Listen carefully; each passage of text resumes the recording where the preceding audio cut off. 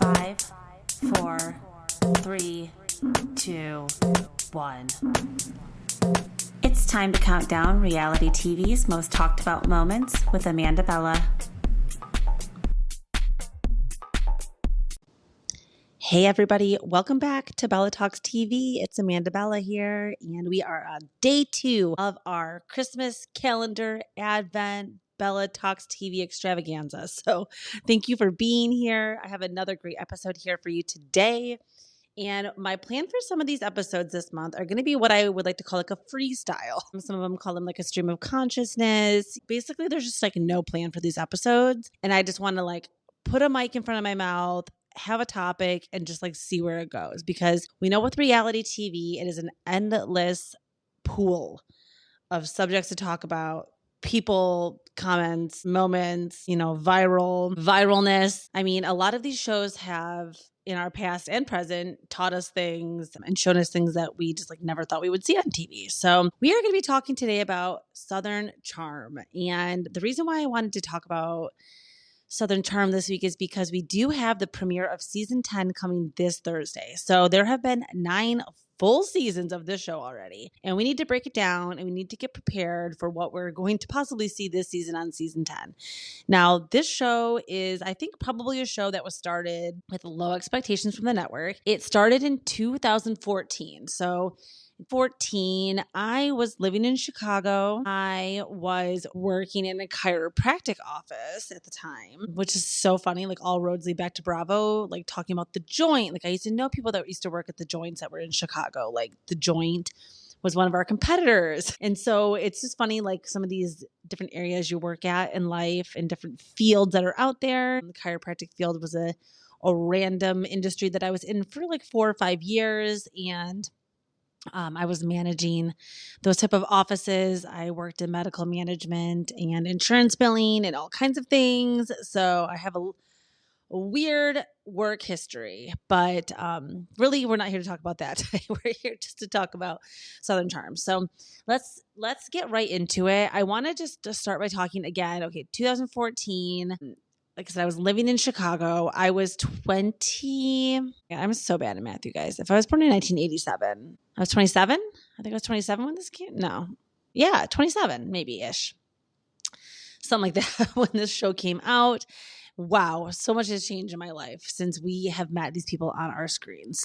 2014, it actually is interesting. They kind of go through like the areas. So I've never been to Charleston. It's been on my list. I haven't had really like a reason to go there, but I would love to go check it out. I heard the food is good. I'm so mad at myself, like literally kicking myself in the face for not making it to Schwartz and Sandy's before it closes at the end of this month. Like I'm so tempted to hop on a flight. If it was not Christmas, I would hop on a flight to LA immediately and I would be going out there because I am fascinated kind of at these like establishments, and Leva is also included in that. Like I love the LVP restaurants. I want to go to, Meredith Mark's store in Park City. I want to go to like some of these places. I even want to go to like Melissa Gorga's Envy because now she has one on Long Island. Like I want to just, I love embracing this funny, weird culture that we talk about on this show and that we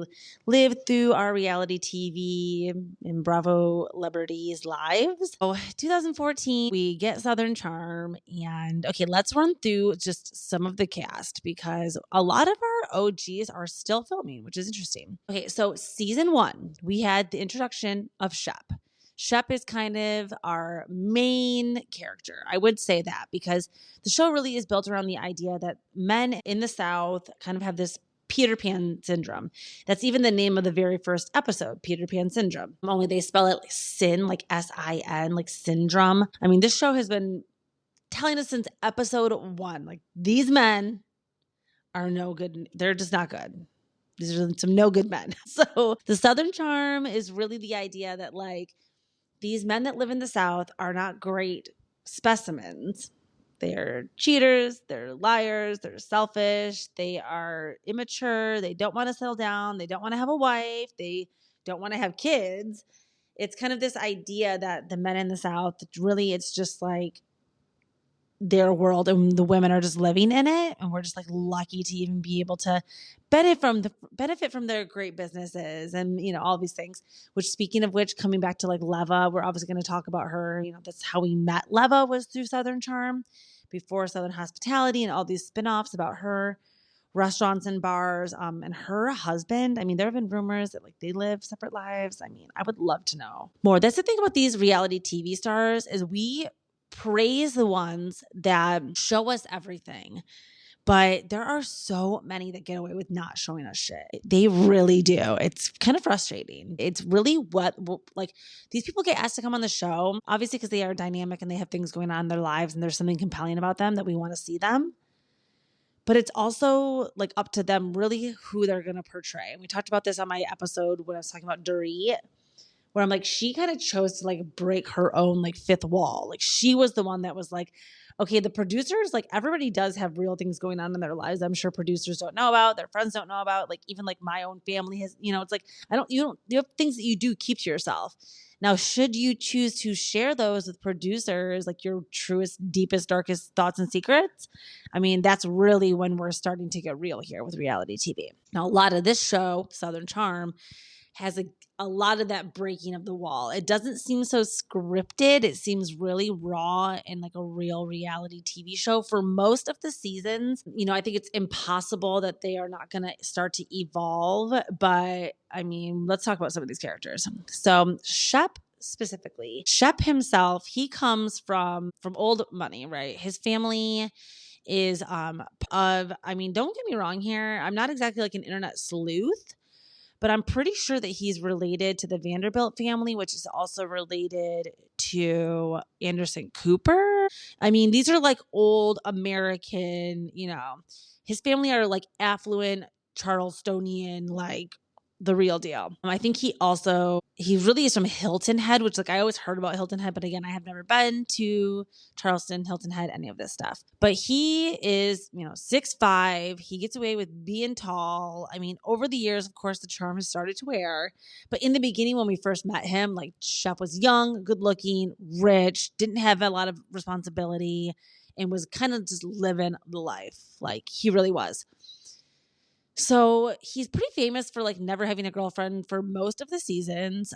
We'll kind of talk about the evolution of Shep as we go through the characters and stuff. But he comes onto the show again as this like true, charming, smart. I mean, he's always the vocabulary is always popping. Like he's always talking about history and like, you know, just he's just not your typical, he's not a Jersey house husband, put it that way. So I want to see a little bit more about him. So he was born September 27th, 1979.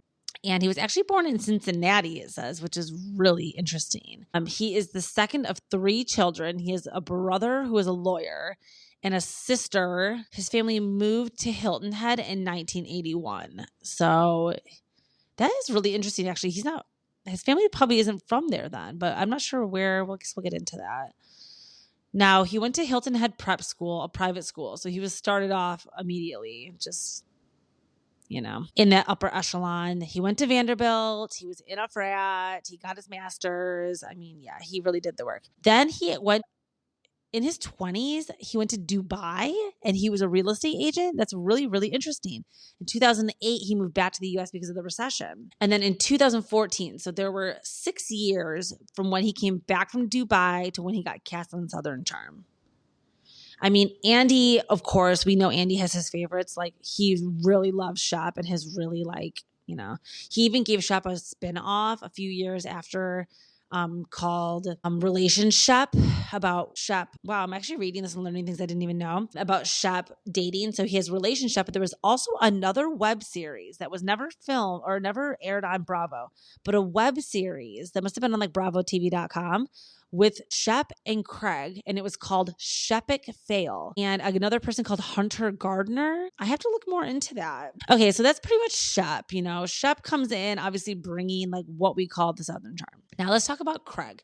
Craig, another OG from season 1. Craig comes on as a boy from Delaware who went to law school in Charleston and met all these jokers, was organic friends with these guys, and he is on this show with them, really like discovering who he is. Even though Craig goes to law school, a big thing that we will come to find out is that he never actually passes the bar and doesn't actually become a lawyer. But he starts episode 1, season 1, working in a law firm as a paralegal. And his first season storyline is really about the fact that like he wants to party and like ride fame right now. And he doesn't really want to focus on his law career because he's just been asked to be on a Bravo TV show. So from day one, we see that Craig like maybe was tempted by the red light a little too much, where it kind of derailed his like entire life plans. Where Shep, I think it really made more sense for him because he wasn't really doing anything anyway. Like he doesn't really have to work, and he really being on a TV show, that was great for him. So then we have to get into Whitney, because Whitney is not only a star of the show, his mother Patricia is also a star of the show, but he is an executive producer of the show. So we know that he has been behind the scenes, putting a lot of these scenes together, putting a lot of the cast together, and then also moving a lot of the storyline along. I think some of the best parts about Whitney are the fact that like he does get caught up in real drama along the way, stuff that he couldn't predict. And because of his own actions, I think he thought that he was going to be able to control like everyone's mouths and be kind of like the head guy in charge. But what he ends up doing is kind of like shooting himself in the foot like every single season, getting himself into shenanigans, because Whitney doesn't realize that he too is also a single, no kids, Southern charm guy who is just thinks that he's like above the law of life. So I love Whitney. Whitney's one of my favorite characters. So we have Whitney, Craig, and Thomas. Or Whitney, Craig, and Shep. Those are like the three, main guys. Then there's Thomas. So one thing about Southern Charm is that it's really around the men. The men are kind of the center focus of the show, which is a lot of different, very different than Married to Medicine and a lot of these other female-centered shows. Vanderpump Rules was kind of the same way. Summer House is kind of the same way. We do have shows on Bravo where the men are the focus, which I really find important to the balance of life and the balance of the network. And, I'm a little like internally misogynistic. I'm like always standing up for the men, because I just am very aware of the fact that like we need them. Like they need us, we need them. It is the yin and the yang, the female and masculine energy of the universe. Like we have to have them. So I'm always trying to like find, the logic and the reasoning in what they do and what we do and why. So we have Thomas then, who is another man on this cast who is iconic, legendary. When we're like, she is mother, like he is father to me. Like he is like one of the fathers of reality TV. Like you literally can't make this shit up. Like Whitney and Thomas are just two characters. So Thomas Jonathan Jackson Ravenel, just saying his name, you guys. I'm sorry, I'm a Thomas apologist. I freaking love him. He's an American politician and reality TV star. He is the son of former Representative Arthur Ravenel, who we see Thomas's dad in the early seasons of Southern Charm, and he's a freaking legend also. In season 1, there's a scene where him and Thomas go out to like a bar or something, whatever. Like they're just having like a casual scene filming and having a drink. Thomas's dad like refuses to tip the waiter. All he has is like a $5 bill, but it's like Abraham Lincoln on there. And you guys know Confederate Union, all this stuff, like the history of America. His dad like refuses to like pay or like use $5 bills because Abraham Lincoln's on them. Like these are the things that you cannot make up about this show that I just find so fascinating. Arthur Ravenel. So Thomas was on 5 seasons of the show, which is truly a travesty. He should still be on the show now. But he actually was smart and chose his family and chose his real life over the show and chose his family's reputation because, if he was still on TV, I can't imagine the more of the shit that would have came out about him. But okay, so the thing about Thomas is that he was like an actual politician. He was a state treasurer for the state of South Carolina for 6 months. He ran as an independent and he was in the U.S. Senate in the 2014 election in South Carolina. So he was a Republican candidate for the U.S. Senate. He ran as an independent, and you see him kind of doing his second run on the show, and they kind of talk about his campaign. Oh my God, first and second season going through Thomas's campaign to get reelected is just, again, comedic gold. And Whitney is his like campaign manager for the marketing. Whitney is so delusional. He's so delusional. He is so great. He's kind of like a female Countess Luann or something. I don't know how to describe him. He's crazy. But the main thing about Thomas is that during his run in the Senate, he was using state treasurer money to buy and sell cocaine. He gets caught. He gets obviously stripped of his title. He's allowed to rerun again because, as you guys know, Donald Trump is our elected president. And he is a convicted felon. So it's not like if this stuff happens, you can't run and win. So he was like the original Trump. Oh my God. No, that makes me not like him, but I do like him. I have a very complicated relationship with Thomas Ravenel. But he goes to prison. He has a very fun 6-month stint in prison with a bunch of other celebrities at one of these like camps. He gets out. He runs again on the show. He ultimately, spoiler alert, does not win. But love Thomas. Love all the side characters. I love he's part of the French Huguenot church. So he is French, Charleston, Southern, all this stuff. I don't know. He is true Southern charm. Lives on a plantation. I mean, I don't love that. So, yeah, they were definitely slave owners, but I just love the Ravenel family. I just can't help it, you guys. One of my toxic traits. Okay, so those are most of the men that start season 1. I think that's all of the men that start season 1 because we don't actually meet Austin until season 4, you guys. So there are 3 full seasons of Southern Charm without Austin, which is crazy to think about. Now, also on season 1 of Southern Charm, we got to talk about some of the ladies that were there. We have Cameron, who was from the real world San Diego, I believe. Cameron was a real world girly. She was a great cast. She is a Southern belle. She's from South Carolina. And her family lives down there. Her mom is on the show. Cameron is kind of the female version of the Peter Pan syndrome, where she also doesn't want to settle down, get married, have kids. But eventually she does introduce the fact that she has a boyfriend. She actually had a boyfriend the entire time she was filming season 1, but I'm sure producers went to her and they were like, you're not allowed to talk about that. You're supposed to kind of be like also not wanting to have kids and settle down. So she doesn't really talk about him until season 2, really. But Jason, her doctor husband, who she's still married to and has 1 daughter with. So we also have Jenna. Now, Jenna King is a very interesting character. She was only on season 1. Jenna was the girl with the mohawk who was very kind of like goth. She was one of like Whitney's friends. She was supposed to come in as a girl who was raised as a Southern belle who became rebellious in her older years. That was her vibe. She also had a sugar daddy who this guy was from New York City. His name was Lou. And he was married and he ended up having a heart attack and dying after season 1 was filmed. So there's a lot of lore around Jenna, Lou, her first husband. She doesn't come back to do any other future seasons. I think she is still living in New York City, as I know. I'm sure she was left like money from Lou. They were together for like 8 years, even though he was married. So he had a private jet. And season 1, she took on Lou's private jet, Shep and Cameron to NYC for like lunch one day. She was kind of balling out in season 1. I really think Jenna was an interesting character. Keep your eye on her if you're going to go back and do a rewatch. I first was like, who is this girl? I always thought she was kind of weird. Now I see it. She really played an important character in season 1. Then we have Landon.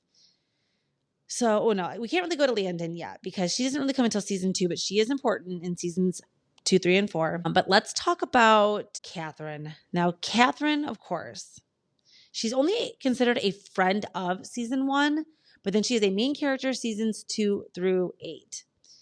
She has not been in the last 2 seasons, season 9 and season 10 that just filmed that will be premiering on Thursday. So we don't currently have Catherine on our cast. But in season 1, episode 1, Whitney is going through a pile of girls' clothing that has been left over from, nights before, girls before that have been over. Now, Whitney's mom, Patricia, was married 3 times.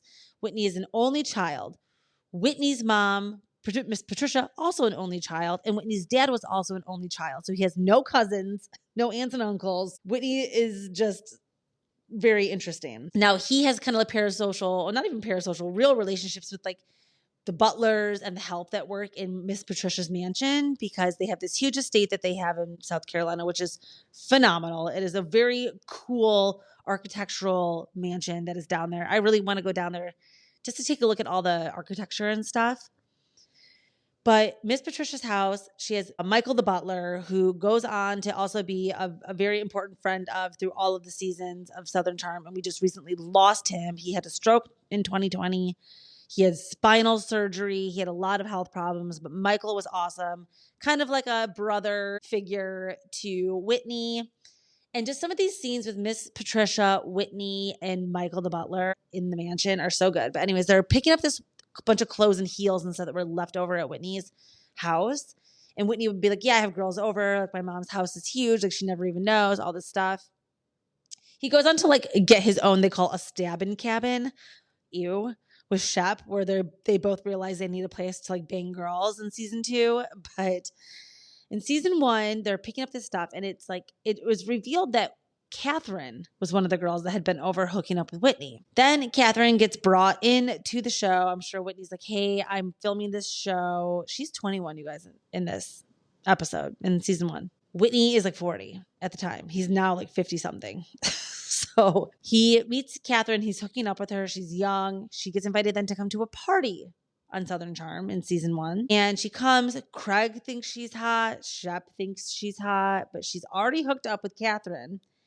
And then Thomas goes in for it. So now all 4 of the main men are all basically either hooked up with her or wanting to hook up with Catherine.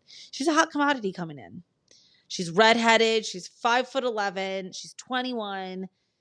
And she comes from a very well-known political family who is the Dennis family. Her great-grandfather or grandfather, I believe, was the vice president. No, it had to be her great-grandfather. Was the vice president? So, I mean, yeah. Thomas notices right away. He's like, I need this girl to be my wife and the mother of my children because she comes from this really affluent presidential family. I am a politician. It's a match made in heaven. But all the guys are kind of fighting over her. Craig wants to sleep with her. Shep ends up meeting up with her and hooking up with her at Republic one night at Leva's bar before she's cast on the show. And then, so she's hooked up with Whitney in secret. She's hooked up with Shep on the show. Craig hasn't hooked up with her yet, but like in every confessional, he's talking about how he wants her. And then she eventually hooks up with Thomas because Thomas is chasing her around town. And Thomas is the oldest of them all. He's already like 50 in season 1. So he's double her age. Well, he's 49. She's 21. And I mean, this is just the makings of, I mean, thank God she was 21 years old. Obviously, this isn't like pedophile territory, but we're getting close here. These men are double her age. It's really gross. Craig was the only acceptable one that was in his 20s that could have, hooked up with her.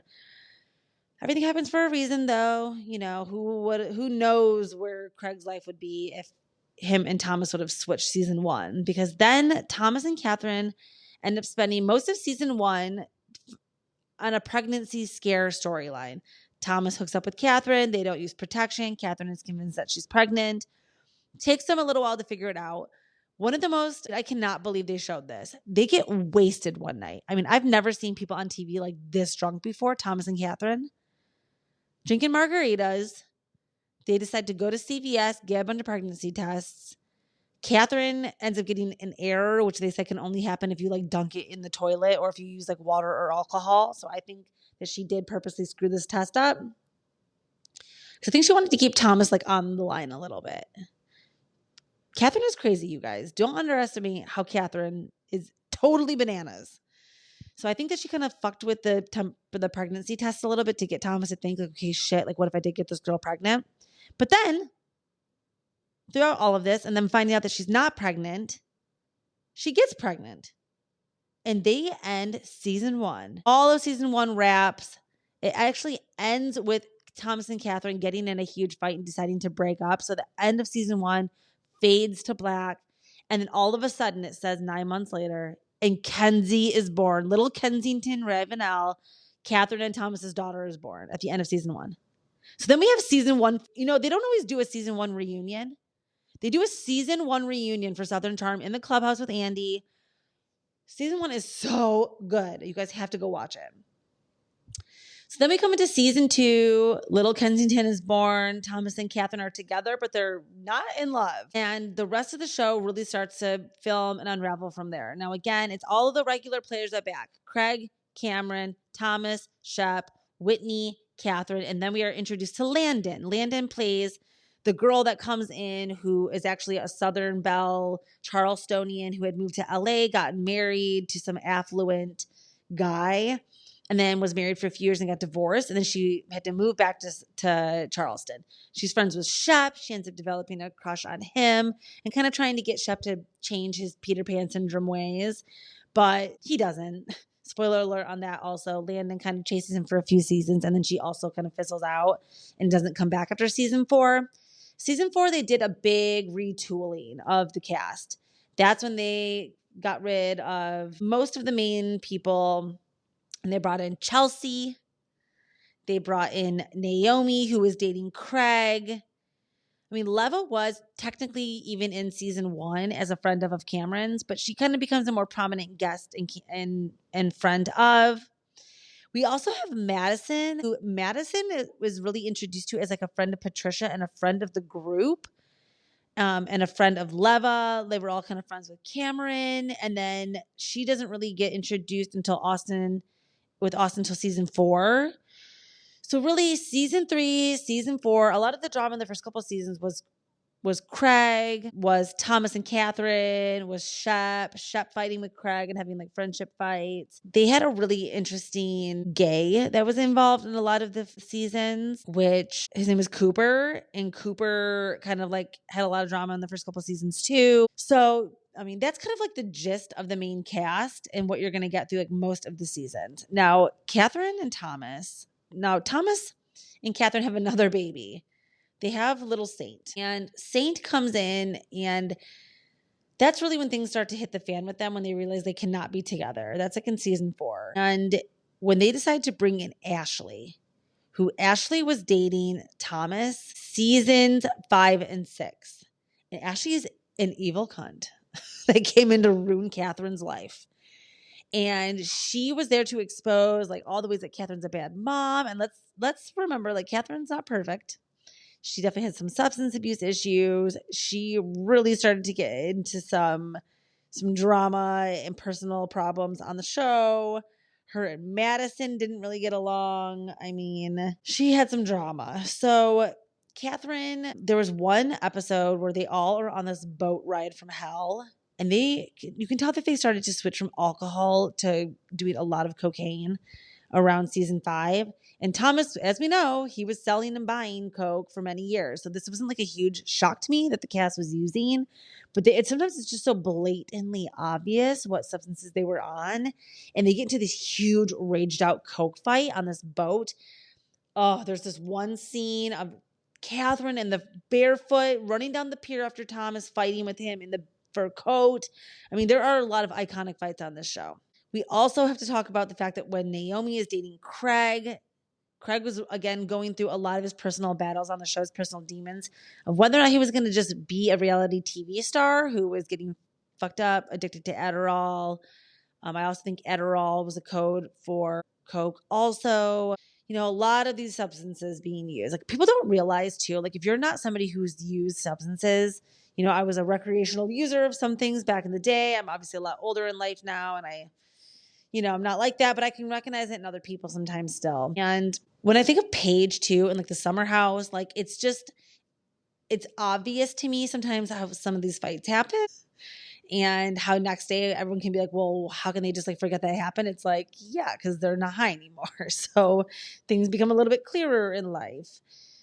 So, just it's a lot of substances being used on this show also, and a lot of things that happen on this show. So a lot of the girlfriends, again, the men are the main part of the show here, the nucleus, and then the women that are dating the guys on the show start to become a lot of the drama. So Catherine coming in, being with Thomas. Chelsea had some drama with Austin and dating Shep and Austin. We had Madison coming on and then dating Austin. Now, again, one of the biggest, most famous scenes ever is when Austin cheats on Madison and has the threesome. And then Madison comes over and Austin like comes out of that. She has the camera set up, so he doesn't know. And then he comes out of the bedroom and he's like pushing his boner down into his underwear. It's such a famous video though, you guys. And he's going, Madison, Madison. Oh my God.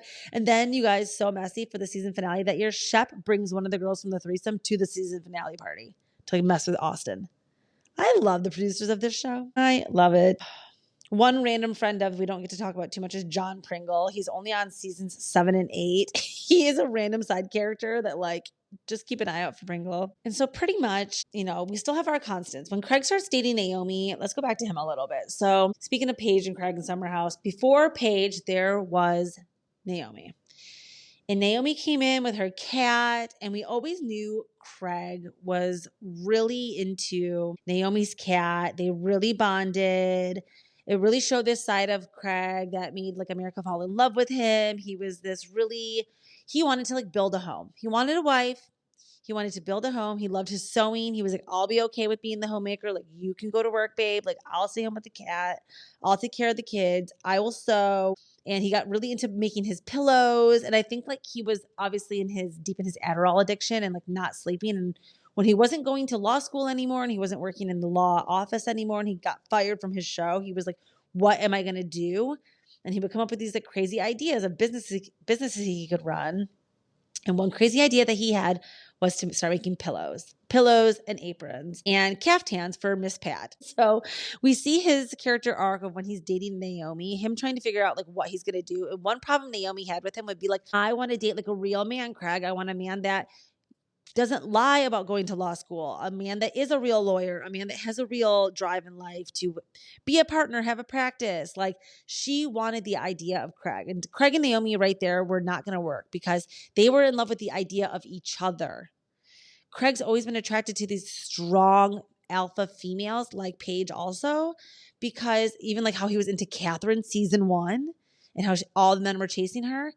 Craig's always been into women like that because I think that he really appreciates that. He's able to see like the benefit that a powerful woman, an orange woman brings to his life. And I think he wants to be part of like a power couple like that. So he doesn't want to just like have some kept woman at home. He wanted to kind of have an equal partnership in his marriage. And I've always appreciated that about Craig. I'm not like a big, huge Craig stan. He's not really my type. I don't really think that he's, physically or personality my type, but I appreciate the type of guy that he is, and I do understand what he's built with Sewing Down South. I think it's iconic. I think it's great. I think that he would have made more sense going into maybe like having like weed dispensaries or something, or like having some kind of like, I could have seen him doing that. Even really, not the bar. I think the bar restaurant business is really hard. Leva has a chokehold on that monopoly down there. I'm sure she's not happy when her friends and family try to open up bars that are in competition with her, and she can be intimidating, and so can her husband Lamar. So I don't think people, or is it Lavar, whatever. I don't think people really like do that down there. Now Whitney was somebody who also tried to open bars and restaurants in Charleston and get into that using Miss Patricia's money, and he failed, but he was, interestingly enough, in business partnership and friendship with this guy, Brian Johnson, who is the creator of Planet Hollywood. Yes, the mega resorts of Planet Hollywood, and is friends with Lisa Vanderpump. Lisa Vanderpump, before she had, her own things kind of going on with Caesars, she used to take the girls to Planet Hollywood. Go back in the old seasons of Beverly Hills. Before Lisa had her partnership with Caesars and did, Vanderpump Cocktail Garden and Vanderpump Paris and all these places, she was taking everybody to Planet Hollywood because she was friends with Brian Johnson.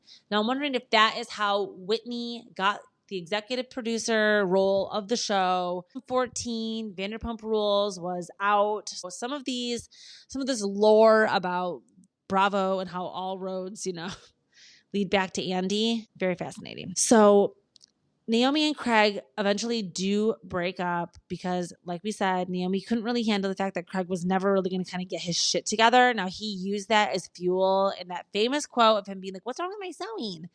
To make the Sewing Down South. And he kind of skyrocketed from there. And then that created room for him to actually, he had a little bit of a couple Bender seasons. The seasons after Ashley was on, there was a really crazy season reunion. I want to say it was season 7 where Craig is truly, again, coked out, and he's at this reunion, and he comes for everyone's throats because he was single at the time. He didn't give a fuck. He was just there to make sure that he was going to have his spot on the next season. And he really went for Craig, really went for Whitney, really went for Thomas, Catherine, everybody. Go back and just watch the terror of Craig in that season reunion. I love that every one of the Southern Charm reunions are so good. You should do a show of just what, if you ever want to just catch up too, I bet you could just watch all the reunions and find out what happened in every season. So good. The first season reunion was shot like 19 days after Kensington was born. Like in the thick of Thomas and Catherine figuring their shit out. Okay, so then that brings in also talking a little bit about the girls that they date. Chelsea, now to me, I was never, again, people like loved Chelsea. I thought she was kind of boring. She also stood for like strong, independent females in the South, standing up to like the Southern Charm boys. So we liked Chelsea. She was kind of like, she was okay. She was a main character. She was a guest and a friend 3 and 4 seasons. And then 5 and 6, she was a main character, remember? Then she left. Okay, we talk about Leva. Leva, again, is in season 1. She is considered a guest of seasons 1 through 7. And then she became a main character cast member of Southern Charm 7, 8, 9, and season 10. So we're going to be seeing still a lot of Leva in season 10 this year. Addison, like we said, started really dating and getting into the mix of I would say season 6. If you're a big Madison fan, that's the one that you want to watch. That's when she first starts dating Austin. And she was always calling Austin a beta. He's in Southern Charm. We haven't really talked about Austin yet. Yeah, we got to do like a little bit of an Austin deep dive here. But okay, so Madison, because she always did Miss Patricia's hair, she was always dipping in and out. But she starts to date Austin because, again, Austin's been on the show now since season 4 he joined. So 4 and 5, he was on being single, hanging out with Chelsea, all this stuff on the show. And then that's when Madison really kind of gunned it and was a main character in season 7. So the Madison and Austin relationship is a very important part of Southern Charm lore. They start dating. Madison gets cheated on, which Madison is obviously so hot, so cool, has a successful hair business. She's funny, she's strong, and she's a single mom. And so I think that was always her chip on her shoulder.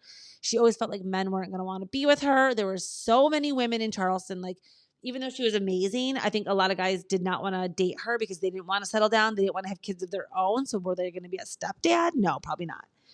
So I think that there was a lot of just, interest around Madison and if she was going to get some of these guys to settle down. And ultimately, she wasn't really able to get Austin, even though she was such a catch and so like anybody's so lucky to be with her. Madison ends up marrying somebody off of TV. She ends up marrying a Mormon firefighter from Utah. So I think that she just really was like, I'm going to separate my personal life and my TV life.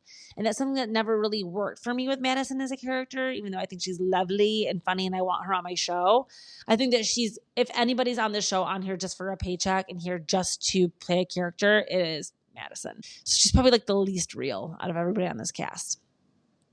When we have people like Catherine who bear it all, it is kind of hard to hold the candle. So Madison, Austin, they have all of their drama. Now, Austin's main thing, again, of course, is that he comes on and he has really big competition with Shep.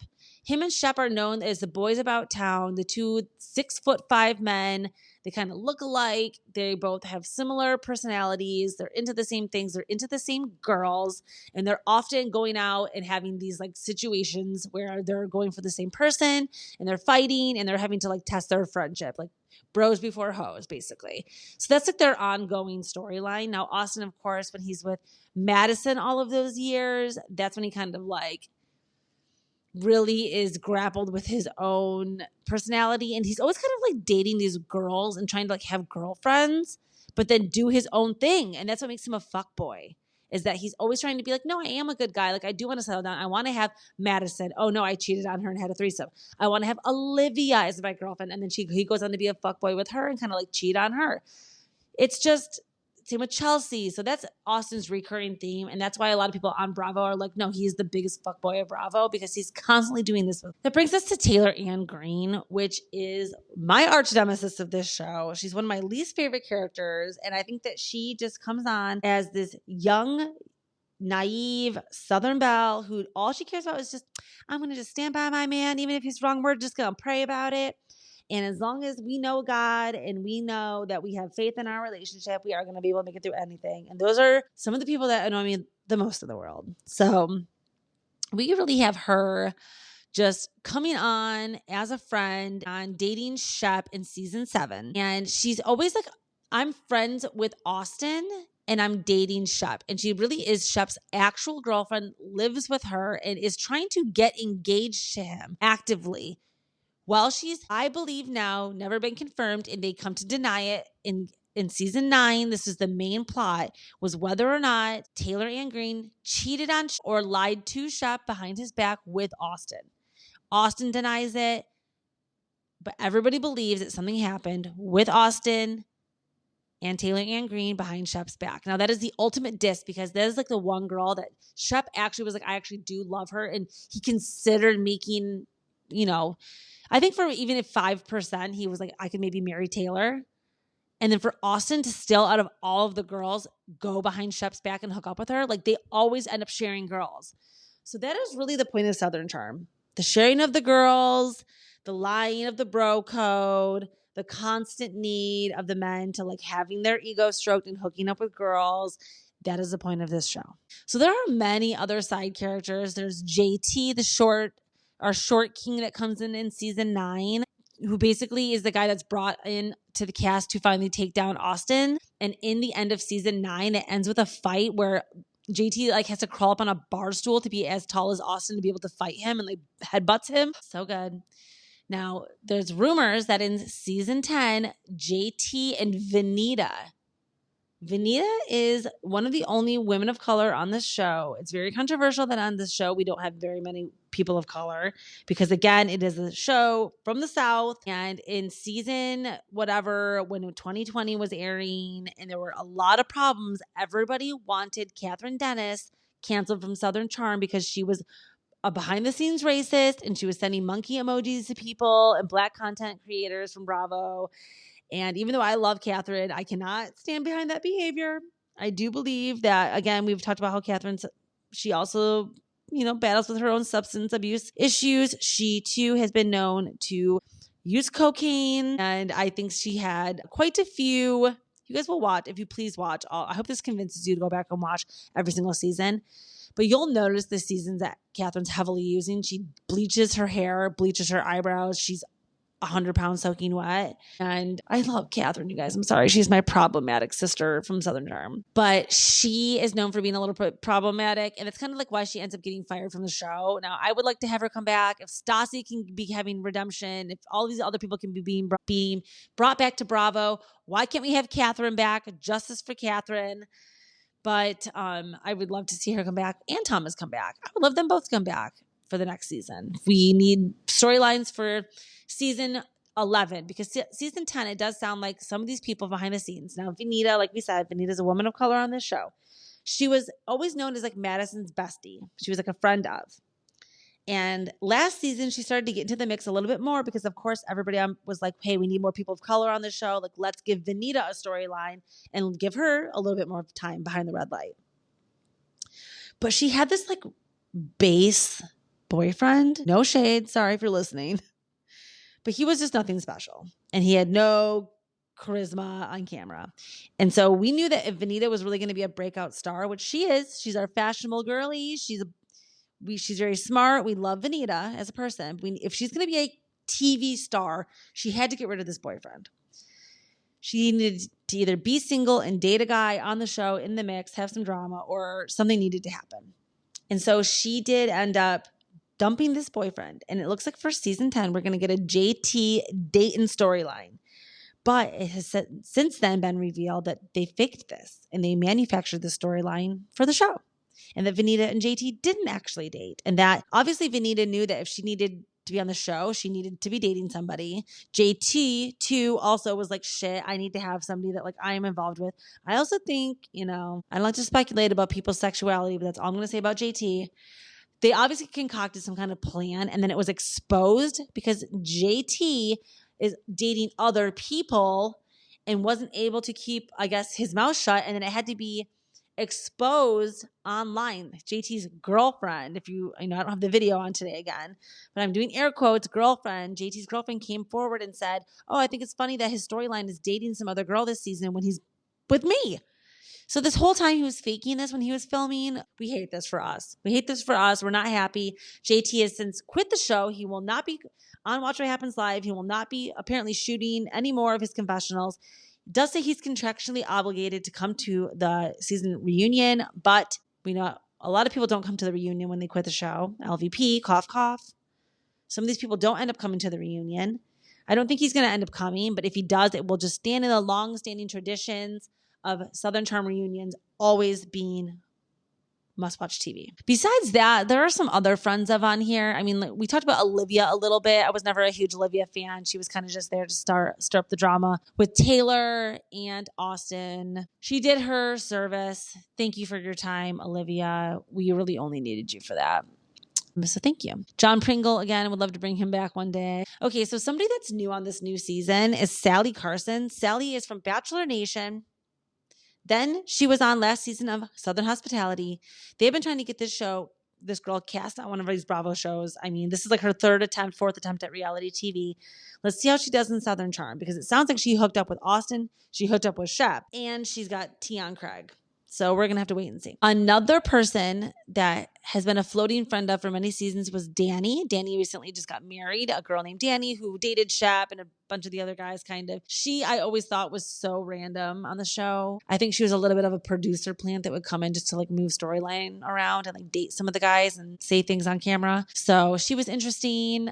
We talked about Ashley again, Thomas's girlfriend. Gosh, she goes down in history. Jennifer Snowden, she was an interesting character on the side. Oh yeah, JD, who was Thomas's friend. Gosh, so many people. So in February of 2021, main character cast members Mike and Austin were involved in a joint spinoff of Southern Charm and Southern House titled Winter House, in which Conover and Kroll joined stars of Summer House for a trip to Stowe.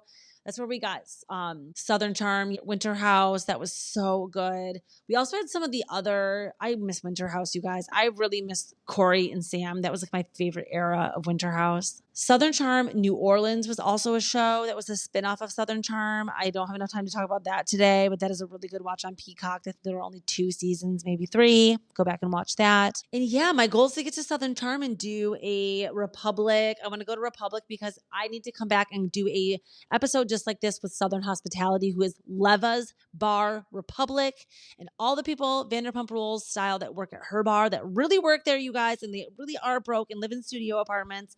I need to urge you all to go watch Southern Hospitality as well. So yeah, I think that is it for today on this little Southern Charm freestyle episode. I hope you guys enjoyed catching up about it, and I hope this gets you hyped up for season 10 premiering this Thursday on Bravo. I will be talking about it all season. And yeah, so this is day 2 of my Advent calendar. So please, again, make sure you're following me at Bella Talks TV.